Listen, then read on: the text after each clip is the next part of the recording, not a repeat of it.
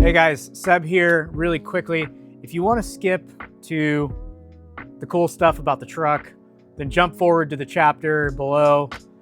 But if you want to watch 20 minutes of re-gear, 5 minutes of re-gear, that's what the next 20 minutes are going to be. And sorry if it's not your thing, I just thought I'd throw it in there for those of you who appreciate it. But the chapter below will be the story and the walkthrough of the 40 series, because we've got a ton of work to do. So stay tuned.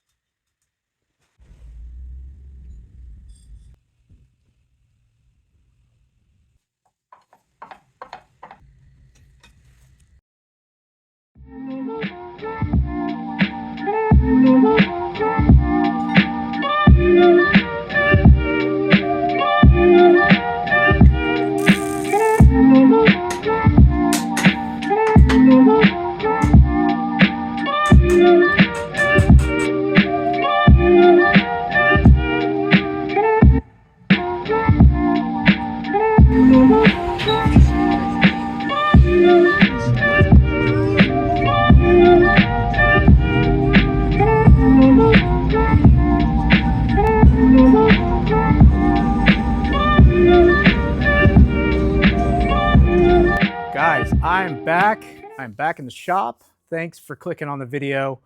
As you can obviously tell by the thumbnail, I have something crazy in the shop. And for any of you Toyota enthusiasts that have seen the FJ40, you know how sought after they can be when they're done right. And I've got to bring you along for this build. So the first 20 minutes was a quick compilation of me re-gearing the pair of 9.5-inch Land Cruiser diffs using a 410 set from Nitro Gear and Axle. I did a bunch of work to try to get it dialed in with a solid spacer setup instead of a crush sleeve, triple drilled flanges, and just all the new parts that I possibly could. So the background to this, why am I touching 9.5-inch diffs? Where did this 40 series come from? What is it doing in the shop? So my best friend reached out to me and he said a couple of years ago now, he wanted to build his dream 40 series. And he sent me a picture of one that he picked up. Now he had dreamt from a really young age of eventually owning one of these and just building it and dressing it to the nines. And that is exactly what we're doing today for the next few months as we hopefully wrap the build up. Quick side note, I didn't film any of the first phase. We'll call it the first phase. It was such a quick process to get it to where I could move it here. I couldn't do any I wasn't set up to do any filming. I wasn't really interested in doing YouTube videos, and I got over myself a little bit and I said, you know what, I'm just gonna put them together. So the 40 series, it's an FJ40. It's got the original tub and fender, front apron, no hard top. It's gonna be an open top truck, but it's got a really sweet roof cage setup. The frame is an aftermarket frame. It is a fully fabricated tube chassis meant to match exactly to the 40 series dimensions. After that, though, it kind of goes to where you would imagine a dream 40 series would go. It's got all of the best things that we could think of for the most part. It's not going to be a super ultra purist truck. My buddy wanted something that he could take out fishing, take out camping, enjoy in the warm months and in the nice weather. We live in the mountains and it's, you know, the weather is great most of the time, but it's got a Cummins. It has an H55 5-speed split case transmission, the 9.5-inch front and rear axles, brand new from knuckles to hubs, lockouts, and just so much more amazing tech. So I want to bring you along and want to talk about in depth what this truck is going to be, where I'm at, and where I'm going to hopefully be in the next few months. It's going to leave here under its own power. It will run and drive and be amazing after I'm done with it. And I'm so stoked that I get an opportunity to do this build to begin with. This is something I've dreamt of, and I'm not in a place to do it myself, but I can make his dream come true, and that's just what I'm setting out to do. So I'm going to bring you along. Let's go look at the 40 and let's talk about the details in depth. All right, let's talk about the 40. So this has the original body, fenders, front apron, and doors. The rear hatch is actually not original. It's the Aqualoo rear door. That's about where it ends as far as originality, because my buddy had decided it wasn't worth me straightening the frame and getting it to a point where it was workable. I was thinking about front halving the frame, and I said it's just so much work. So he ended up going with an Aqualoo frame, and they're married together with some poly body mounts and a body lift, about a 1.5-inch body lift. At that point, things started escalating, and we just started trying to come up with the dream build. And that is the base for kind of what ended up happening down the track. All right, so like I said, This is a fully fabricated tube chassis. It's got the front leaf spring hangers. It's a leaf sprung truck, front and rear still. We do have a front bumper on here, pretty basic tube front bumper. Right now we're in the process of, I'm making sure that the front apron is going to marry up right and getting everything dialed. As far as the chassis goes, it's pretty much done, but we still have some body mounts. I've got some shock mounts for a pair of Fox 2.0s, and then kind of moving on to the axles. They're set in place. They're where they're going to go. And right now we've got some Burfields to put together and get the knuckle shim preload set up. But short of that, we are well and truly far along with the frame. All right, on the knuckle end here, what we've got is a pair of Old Man Emu springs. They are a 2-inch lift spring. We have the steering knuckles that have been powder coated and finished. The upper and lower steering cap and arm are set up. They're not quite finalized, but we are working on getting the preload and everything set for that.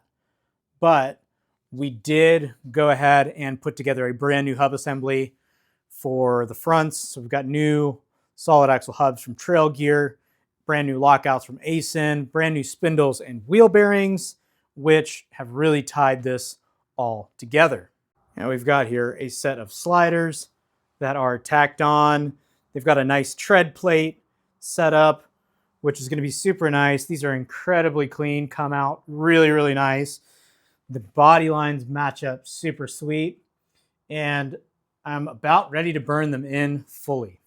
Now moving on to the back here, we've got a rear bumper with 2 swing outs, the tire carrier, and the tray for something like a cooler, or in this case, I've got a plano box just sitting in there to check it all out. This thing is super nice. It's really smooth. Comes out really, really smoothly. And it just swings out. Now, this rear door here is not original. It is from Aqualoo, but it's come out so good that I've been really, really impressed with the build quality of it. And I think my buddy is extremely pleased with it. It does have a door compartment. So it's got some latches here. There is a compartment in there to store things, which is really nice. Moving on to the rear of the truck. This was something he elected to do for his use case, which is a box, an enclosure storage box that flips open. So this is hinged, and right now it's a little bit dirty inside, but it's got tons of storage for a million different things. Our plan is to sink the 12 volt in the front 2 compartments, which is going to be extremely nice. And you can get to this with the door closed and latched, which is cool. You can set things on top of it. You can set this up a whole bunch of different ways, but I think he's done an amazing job choosing the things that he really, really wants. Now, obviously, you can see it's got a cage, so let's talk about that. These are some Molly panels from Built Right Industries welded into this cage. This cage, I don't remember who it's from, but it did come prefabricated and took a little bit of working to get it dialed in, but got it coated. He got it coated, I believe, using Rhino liner, which has come out super nice. And now we can kind of move on to the front of the truck, which has a ton of really cool stuff. Now here on the side, as you can see again, more Molly, more mounts. Has got an axe and a shovel mount here, which I think are super cool. We're gonna have to lock those down, I'm sure, but this thing is going to be such an awesome truck. Something that was something he elected for was diamond plate to protect the rear quarter. And I think that was a really smart choice, something that he wanted on there. So here, moving on, obviously the front of the truck, you've got more diamond plate, tread plate here. These are some PRP door cards, I believe, for a Jeep that he really liked. I think this has come out super clean. I think it looks really, really smart and super practical. I mean, you really don't get much better functionality out of a door than that. Like I said, this cage is tied into the body at the moment, but I think eventually it might be tied into the chassis. Right now it's just on these plates, sandwiches, the truck, some Corbeau sliding bucket seats that also recline. So you do have access to the rear of the truck if you really want to get up there. It's got plenty of range of motion. Some room here. We are going to leave the compartment for the fuel sending unit, access to the fuel tank. Electric power steering from City Racer LLC. That electric power steering is going to complement the upgrade to the steering that we're doing. We are going to do an FJ40 steering box. I have one laying around, so I figured why not upgrade while we're at it. And he agreed. That's what he wanted to do.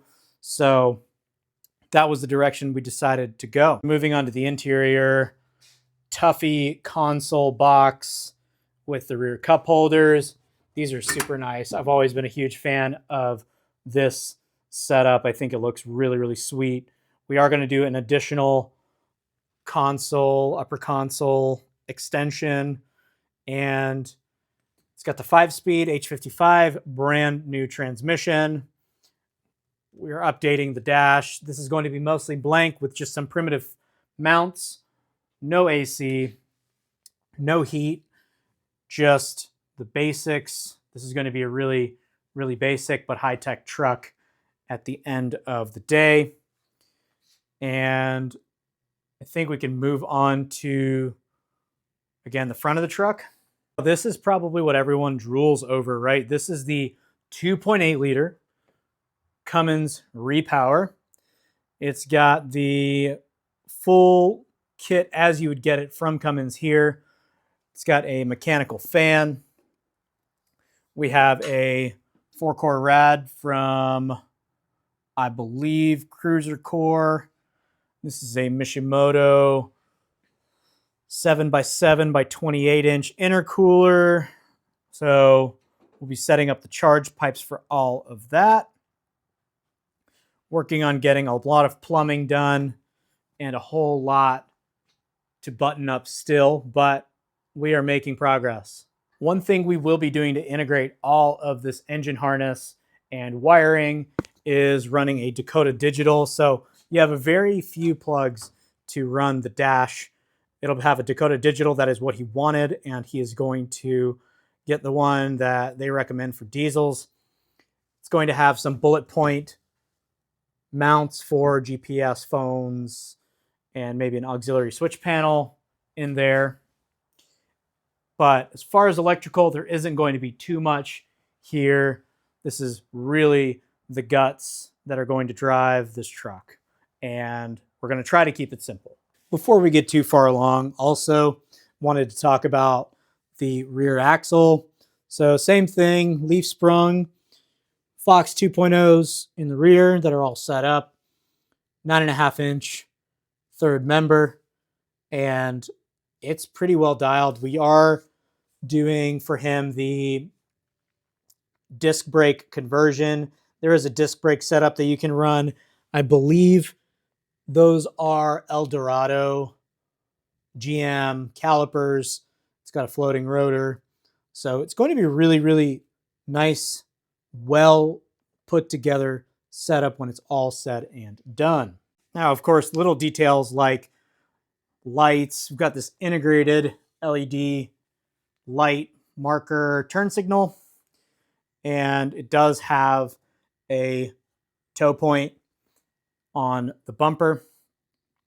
This is a really, really smart, well put together bumper. I'm a huge fan of it. Love it as far as its function, and it really looks period correct, which I think was something important to him.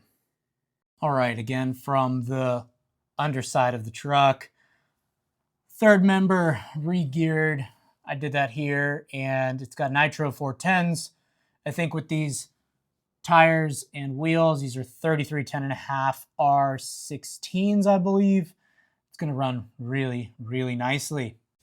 Now for the transmission cross member, I'd have to look back at what was chosen, but this transmission cross member did not fit exactly with this Aqualoo frame. So it is something that's going to take a little bit of work, but ultimately came out super nice.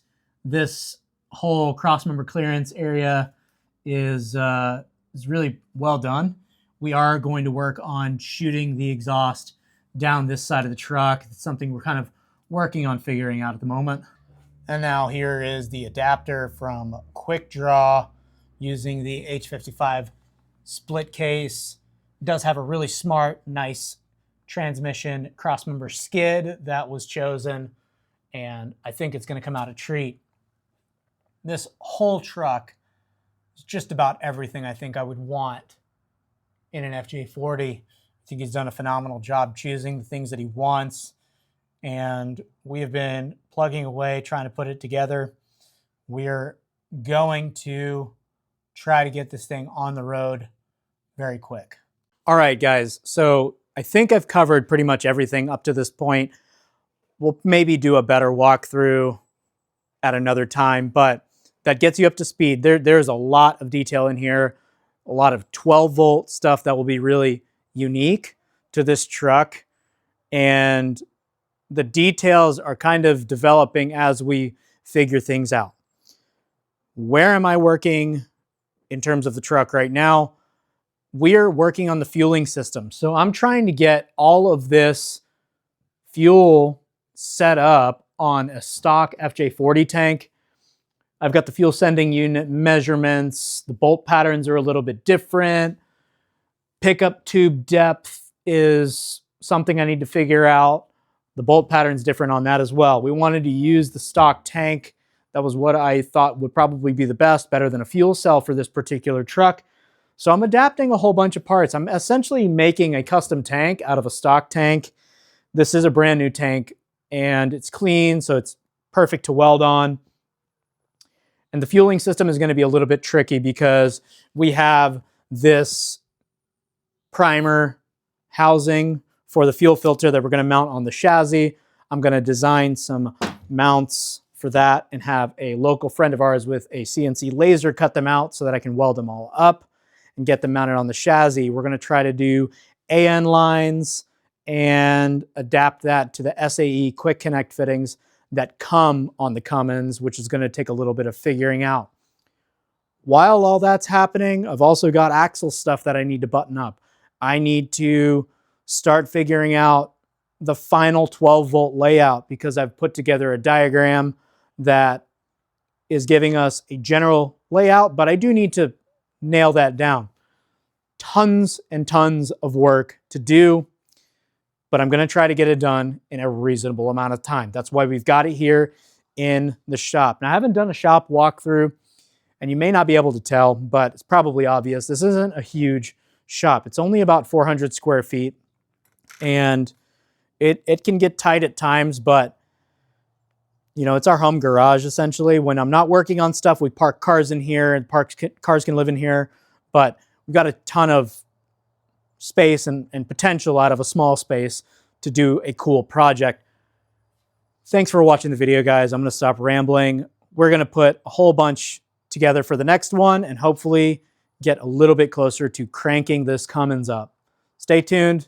We'll see you guys on the next one.